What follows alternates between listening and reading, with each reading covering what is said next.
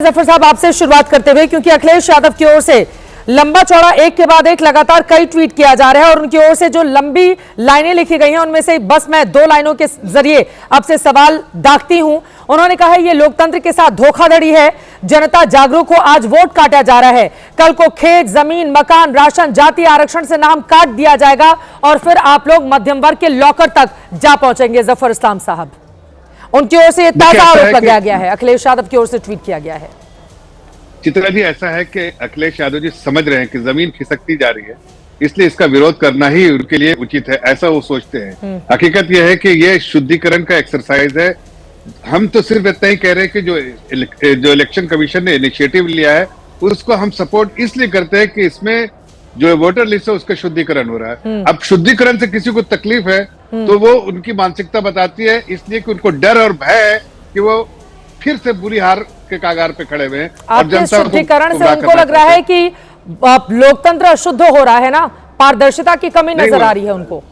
नहीं, इससे ज्यादा पारदर्शिता क्या हो सकती है कि उनका ही बीएलए जाके बीएलओ के साथ काम करे, इससे ज्यादा क्या हो सकता है। अब क्या है, जिनके पास जमीन में कार्यकर्ता नहीं होंगे तो इस तरह की बात करेंगे। कार्यकर्ताओं को ये गलत काम में लगाते हैं, कार्यकर्ताओं को साथ में लगा दे भाई, आप बीएलओ के साथ लगाइए, जो आपके बीएलए है उनको लगाइए बीएलओ के साथ, और उसके बाद जो आपकी जो भी चिंता है वो चिंता दूर हो जाएगी। लेकिन वो चिंता नहीं उनकी दूर होगी, करना चाहते हैं, वो चिंता है ही नहीं। उनको पता है कि ये एक्सरसाइज सही हो रहा है, इसीलिए अभी आप देखिए टीएमसी के एक एमपी के आपने सुना कि हमको एसआईआर से कोई प्रॉब्लम नहीं। एसआईआर सही एक्सरसाइज है, लेकिन दिक्कत उन लोगों को हो सकती है जिनके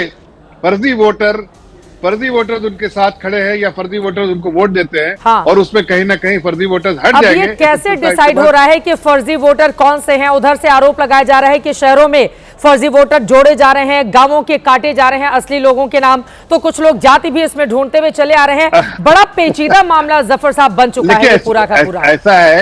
ऐसा है कि आज गए थे टीएमसी वाले, गए थे इलेक्शन कमीशन के पास। हाँ। इलेक्शन कमीशन के पास उन्होंने अपनी बातें रख दी, साफ जो भी बात उन्होंने रखी उसका जवाब भी मिल गया, और वो बिल्कुल वही उसका कोई जो बेस नहीं, ऐसे बेसलेस बातें लेकर गए थे, उनको जवाब भी मिल गया। इसी तरह से मैं अखिलेश यादव जी, काका जी बैठे हुए हैं, उनके माध्यम से मैं कहना चाहता हूं, अखिलेश बाबू आप भी वो सारी बातें लेकर इलेक्शन कमीशन में जाइए, जो भी आपको चिंता हो रही है उसको लेके जाइए, और वहां पर पूरे तौर से चर्चा करके पूरे तौर से जब आप सेटिस्फाइड हो जाइए तब आके इस तरह से गुमराह करना बंद कर दीजिए। एक फॉर्म भरते हुए अखिलेश यादव की ओर से फोटो भी डाली गई है सोशल मीडिया पर।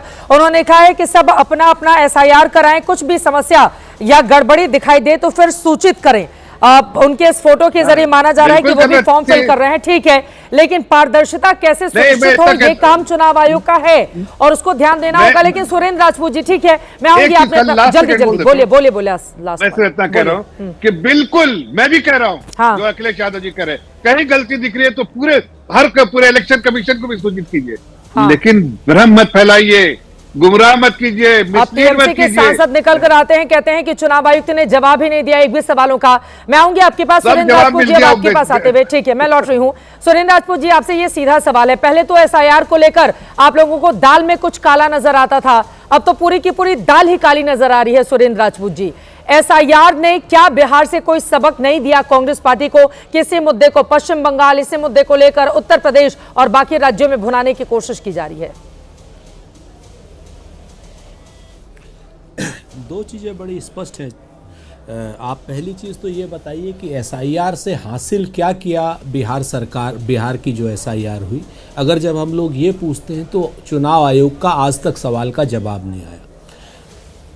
शुरुआत किस वजह से हुई थी कि साहब घुसपैठिए यहाँ पर हैं, हम पूछ रहे हैं चुनाव आयोग से कि ज्ञानेश कुमार जी बताइए कितने घुसपैठिए आपने निकाले, कितने घुसपैठिए पकड़े गए। ज्ञानेश कुमार जी मौन हैं। हम ये पूछ रहे हैं आपसे कि एसआईआर में गिरिराज सिंह जी के मरे हुए रिश्तेदार जिंदा कैसे हो गए, आप हमें बता दीजिए। ज्ञानेश कुमार जी मौन हैं। हम ये पूछते हैं कि साहब नल, नील, कोल, भील, पिछड़े, दलित, आदिवासी, महिला, नौजवान, किसान, अल्पसंख्यक, ये काटे आपने वोट, जिनके हमने क्या नाम हलफनामे भी सुप्रीम कोर्ट में डाले और आपने उनके वोट नहीं जोड़े, एसआईआर पर ज्ञानेश कुमार जी मौन है। हमें किसी भी प्रश्न का जवाब बिहार में एसआईआर से इन्होंने हासिल क्या किया, बिल्कुल नहीं मिला। नंबर एक।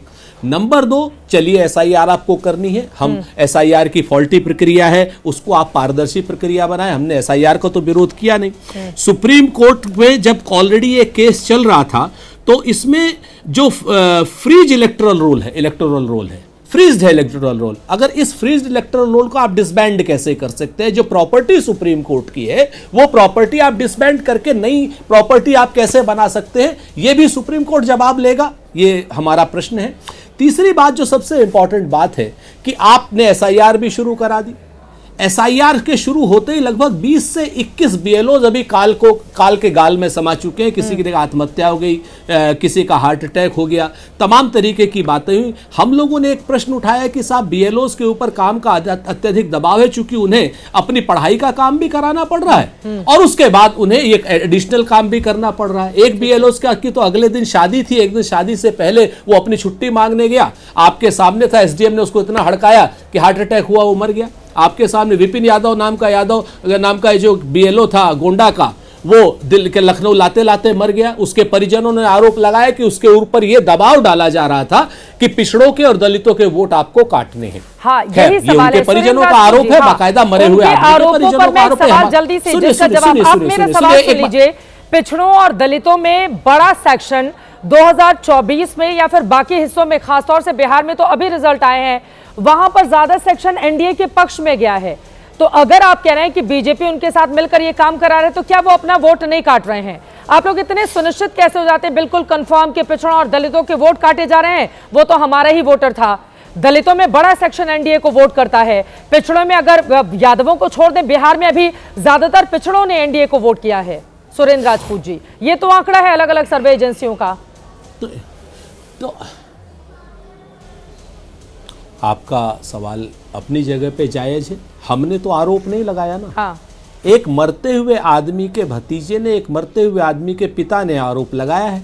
ये सवाल हमारे लिए नहीं उतना महत्वपूर्ण है जितना महत्वपूर्ण सत्ता पक्ष के लिए है। सत्ता पक्ष को विपिन यादव के घर वालों ने घेरा है कि उसके ऊपर आरोप था कि दलितों के और पिछड़ों के वोट काटे जाएं। उनके पास सर्वे एजेंसी की रिपोर्ट थी नहीं, मैं आपको बताऊं। उनके पास अगर सर्वे एजेंसी की रिपोर्ट होती तो आपकी तरीके से वो भी प्रमाण दे सकते थे। तो ये हमारा आरोप नहीं, ये मृतक के रिश्तेदारों का, उनके पिता का आरोप है, जिनकी जान गई है।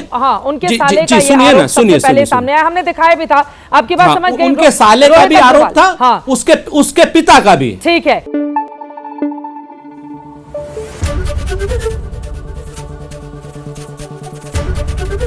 एबीपी न्यूज आपको रखे आगे।